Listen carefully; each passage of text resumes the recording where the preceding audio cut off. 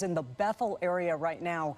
You can see for yourselves, we're seeing these images together for the first time of the damage that we are seeing in that area.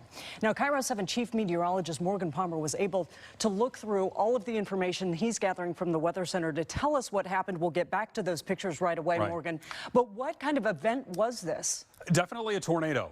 What happened is we had some thunderstorms around the region, some weakly rotating. Well, that happens this time of year. I want to point out there is no threat of any further tornado damage around the region, at least right now. All of these storms are settling themselves. This was the cell in particular. It spun up very quickly, and I want to go over to KIRO 7 Storm Tracker 3D. And the reason why I know that this is a tornado, hands down, don't have to see the video, that was the radar image, the typical radar image you see, which that was the actual thunderstorm. Doesn't look all that strong. Well, in the few minutes just after the tornado touched down, we're looking several thousand feet up in the atmosphere. See that blue spot right there surrounded by all of these warmer colors? That is an indication of what we call low correlation coefficient.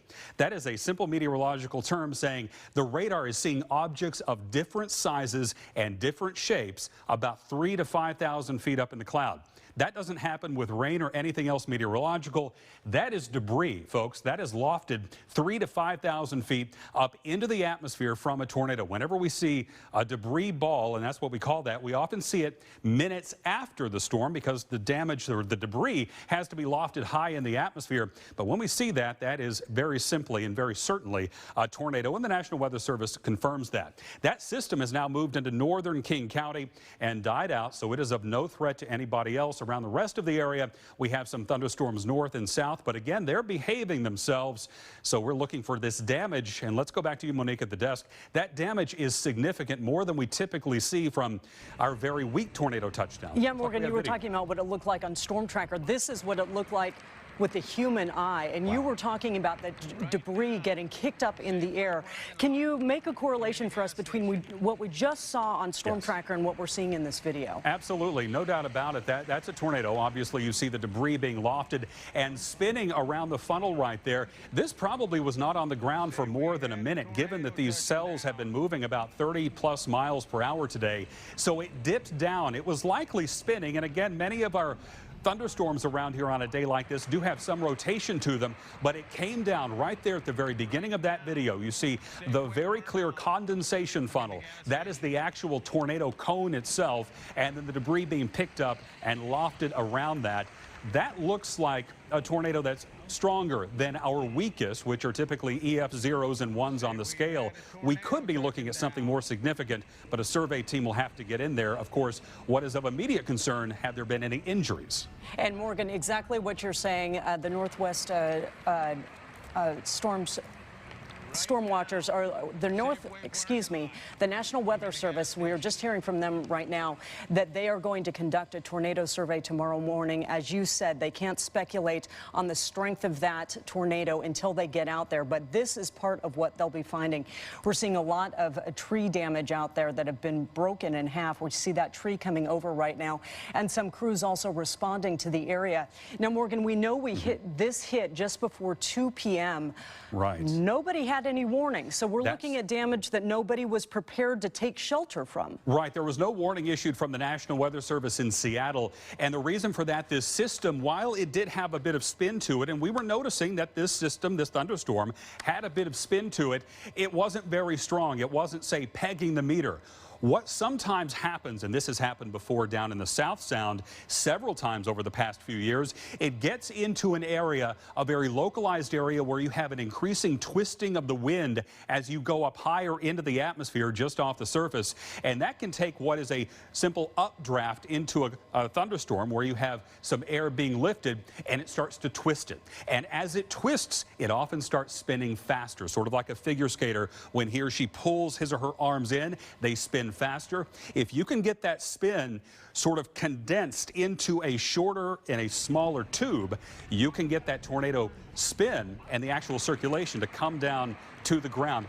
And that was a very intense spin up right there. Again, probably didn't last very long and didn't look to be more than a few hundred yards wide at most. but still significant damage there in Port Orchard.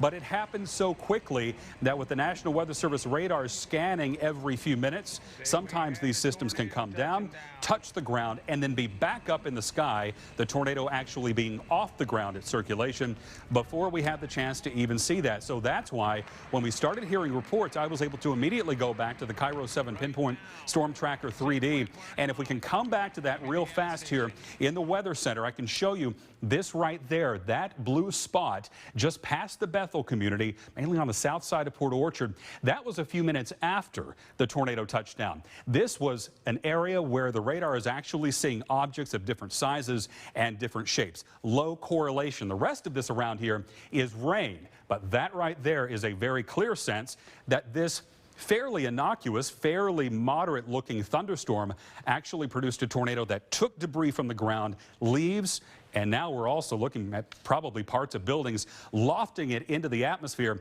and we're seeing this debris between 3,000 and 6,000 feet in the atmosphere. So a clear-cut tornado. I'll say that since we've had dual polarization radar, so we can see debris around here, I have never seen that in Western Washington since we've had this Doppler radar technology.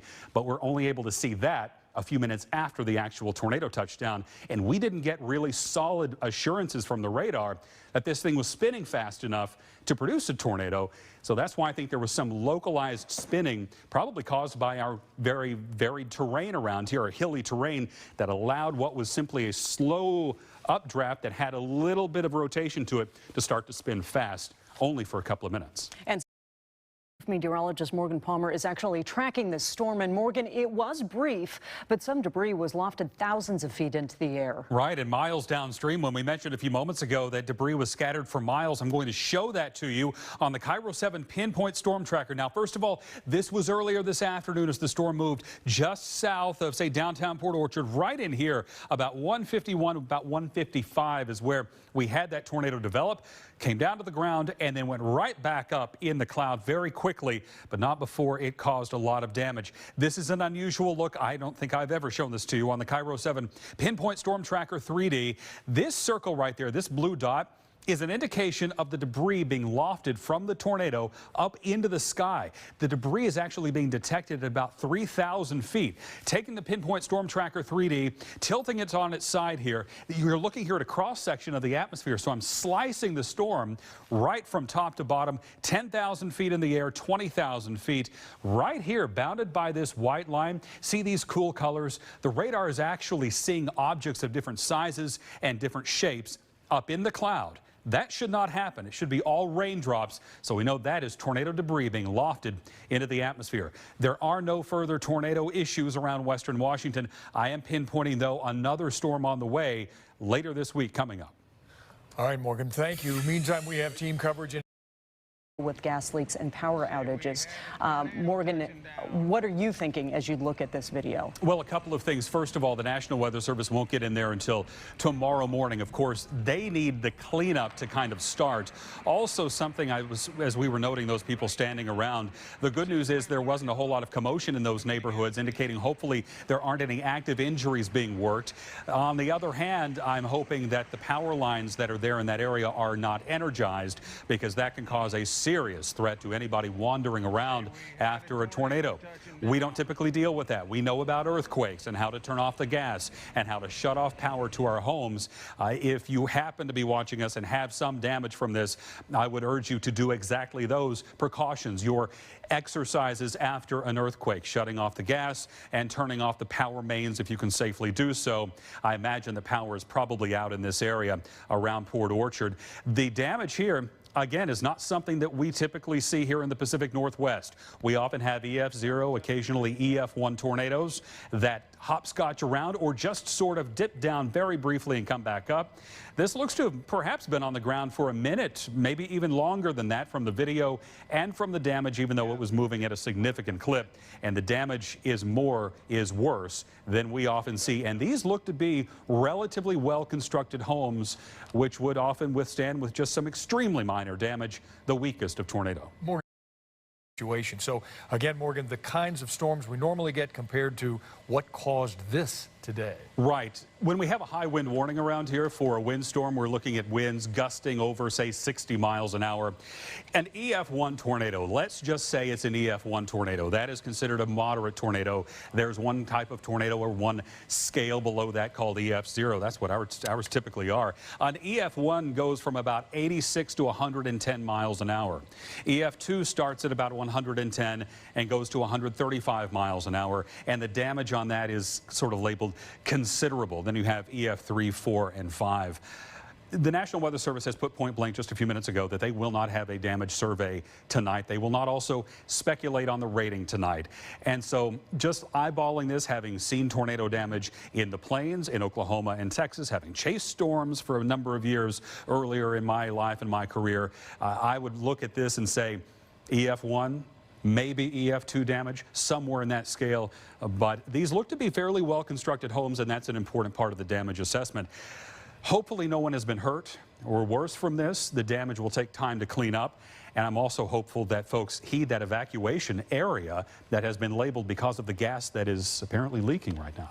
Absolutely. A lot to that was the case. Chief Meteorologist Morgan Palmer in the Cairo 7 Pinpoint Weather Center. Yes, we know this is rare for Western Washington, but even we, when we first saw those pictures from Chopper 7 today, were amazed at the destruction. Yeah, and as soon as I saw the Pinpoint Storm Tracker, a couple of minutes after, before we even heard that there was video, heard that there was actually a tornado that had been seen there, as the calls were starting to come in, I could see that it was immediately a tornado from the Pinpoint Storm Tracker. It just dipped down so fast, the National Weather Service didn't have time to issue a tornado warning, and it was gone by the time that warning would have been able to get out. So it's one of those unfortunate situations that while the storm was very potent, the actual rotation was only on the ground for a very short period of time, likely about a minute right in this area.